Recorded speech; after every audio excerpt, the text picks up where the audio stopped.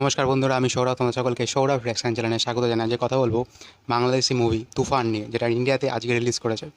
বাংলাদেশে হিউজ ব্যবসা করার পরে তাদের সেখানকার যা রিয়াকশান দেখছিলাম, ছবিটা নিয়ে আমার প্রত্যাশা অনেকটাই ভালো ছিল, এবং ছবির যে গানগুলো এত সুপার হিট হয়েছে, তার ফলে ছবিটা দেখার জন্য আমি খুবই আগ্রহী ছিলাম যে কবে এখানে মুক্তি পায়। মুক্তি পাওয়ার কথা ছিল অনেক দিন আগেই, কিন্তু ওই কালকের জন্য আমাদের ডেটটা পিছিয়ে যায়।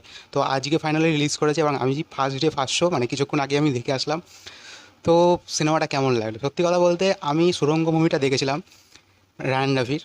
তারপরে আজকে তুফান সিনেমাটা দেখলাম। সত্যি বলতে তুফান সিনেমাটা দেখার পর রায়ান রাফির একটা ফ্যান হয়ে গেলাম। এত ভালো মুভি মেকিং করেছে, এত ভালো কালার ডিজাইন করেছে, এত সুন্দর, বলে বোঝাতে পারবো না। বাংলা ছবিতে অনেক দিন পরে যে কমার্শিয়াল বাংলা ছবিতে এই রকমভাবে মুভি মেকিং করাটা খুব আমি দেখিনি বললেই চলে। অনেকেই করতে চায়, অনেকে খুব হেজিয়ে ফেলে, জটালা বাঁকিয়ে ফেলে। এই মুভিটা কিন্তু আমার মনে হয়নি যে জটালা বাঁকিয়ে ফেলেছে। একদম সুন্দর করে, খুব সুন্দর করে ডিজাইন করা মুভিটা, মুভি মেকিংটা খুব ভালো, যার জন্য মনে হচ্ছিলো যে অনেকটাই কাজ ইজি হয়ে গেছে, যেটা আমার মনে হয়েছে।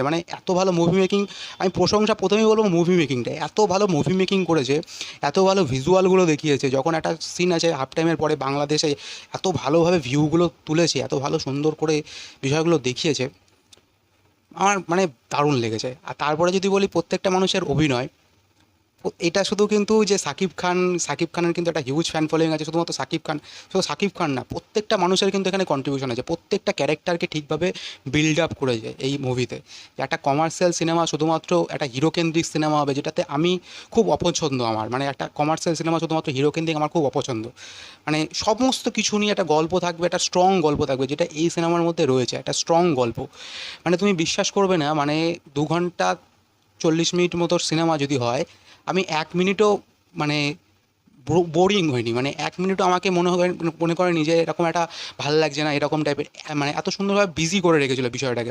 আমার মানে অসাধারণ লেগেছে সিনেমাটা। আমি সাকিব খানের যে খুব যে ফ্যান, এমনটা নয় যে সে ফ্যান বলে ভাই আমি বাড়ি যাই বলছি, এমনটা নয়। কিন্তু মুভিটা দেখার পরে মনে হলো যে না, একটা কিছু করেছে, যার জন্য বাংলাদেশে এত পরিমাণে একটা সত্যিই রেসপন্সটা খুবই ভালো ছিল। এবং ইন্ডিয়াতে আমার মনে হয় এই সিনেমাটা ব্যবসা করবে। কেন, এত ভালো সিনেমা যদি ব্যবসা না করে, তাহলে ভাই এটা ভাই সিনেমার লজ্জা ভাই। মানে সত্যি বলছি। আর তারপরে যদি আসি প্রত্যেকটা ক্যারেক্টারের কথায়, এখানে মিমি চক্রবর্তীকে আমার দারুণ লেগেছে।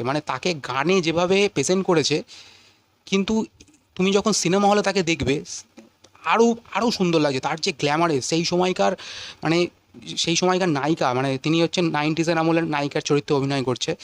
সেই সময়কার নায়িকাদের তাকে ড্রেস পরিয়েছে, তার যে মেকআপ, হ্যাঁ, একটা সিগারেট ফুঁকছে এরকম একটা টাইপের একটা তার গ্ল্যামারাস ব্যাপারটা, সেটা মিমি চক্রবর্তীকে দুর্দান্ত লেগেছে।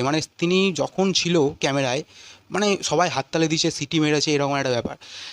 তারপরে প্রথমে যদি আসি সাকিব খানের সাথে নাবিলার যে কেমিস্ট্রিটা, সেটাও কিন্তু খুব সুন্দর করে অনেকক্ষণ ধরে একটা ভালো কেমিস্ট্রি দেখিয়েছে, যেটা খুব ভালো লেগেছে আমার। আমি বলতে চাইছি যে কোনো ক্যারেক্টারকে না কমজোর মনে হয়নি আমার এই এই এই ছবিটার মধ্যে। সাকিব খানের যে বাচ্চার চরিত্রে যে অভিনয় করেছে, যে ছেলেটা সাকিব খানের একদম তুফানের যে বাচ্চা ছেলের অভিনয় করেছে, সেই ছেলেটার অভিনয়টাও খুব ভালো। তার যে অ্যাটিটিউড, তার যে চলাফেরা, পশ্চার, দারুণ লেগেছে আমার। এছাড়াও এই স্বল্পের গল্পটা আমি ছোটো করে বলতে চাই না, বলতে গেলে অনেকটাই হয়তো বলে ফেলতে পারি। তাও যদি ছোটো করে বলি, গল্পটা হচ্ছে এখানে যেটা ট্রেলারে দেখেছিলাম, এটা এখানে যদি বলতে চাই, তুফানের দুটো ক্যারেক্টার, সাকিব খানের দুটো ক্যারেক্টার, একজন অভিনেতা হতে আসছে, আর একজন তুফান যে রাজ করতেছে। তুফান কি একটা পাওয়ার, সে শহরটাকে রাজ করতে এসছে, সেই ব্যাপারটা নিয়েই গল্পটা হবে। তো তারপরে বাকিটা দেখতে হবে। আর এখানে মারাত্মক মারাত্মক টুইস্ট আছে, যেটা লাস্টে গিয়ে তুমি ধরতে পারবে না যে এরকম টুইস্ট হতে পারে। তো গল্পটা আমার বেশ লেগেছে। আমি পুরোটা বলতে চাই না, বললে হয়তো স্পয়লার হয়ে যাবে, মানুষ খারাপ ভাববে। কিন্তু গল্পটা আমার মারাত্মক লেগেছে। আমি অনেক দিন পরে এরকম একটা গল্প দেখলাম, যেখানে কমার্শিয়াল সিনেমার জোনটাকে এত সুন্দরভাবে করেছে। আর তার থেকে বড় কথা হচ্ছে, হলে এত মানুষ পাবো আমি আশা করিনি। আমি ভেবেছিলাম ফার্স্ট ডে 500, আমি যে হলে গেছিলাম পাশেই একটা হল ছিল আমাদের, আমি যেখানে থাকি, তো সেইখানে যে এত পরিমাণের মানে হলে মানুষ আসবে, সিটি পড়বে, এটা ভাই আমি বিশ্বাস করিনি যে এত ফ্যান আসবে, এত মানুষ সিনেমাটা দেখতে আসবে, এত হবে। তারপরে আসি চঞ্চল চৌধুরীর কথা। চঞ্চল চৌধুরী একেবারে শেষের দিকে আসে। তো মানুষটা একদমই অভিনেতা, একদম মানুষ, সে কিন্তু একদম ওই খেয়ে নেওয়া ব্যাপারটা তার মধ্যে একটা আছে। সে তার কথা মানে বলা যাবে না, সে একটা মাথা দিয়ে খেলা মানুষ। তার অভিনয় খুব ভালো, তার কাজও খুব ভালো, এবং বাদবাকি চরিত্র যারা যারা এসেছে আমি সবার নাম জানি না।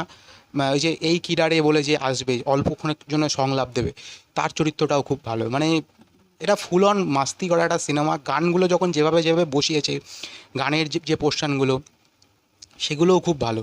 আর তারপরে ব্যাকগ্রাউন্ড মিউজিক যেভাবে যাচ্ছে, এক একটা সময় ব্যাকগ্রাউন্ড মিউজিক মানে একটা গুজবাম দেবে।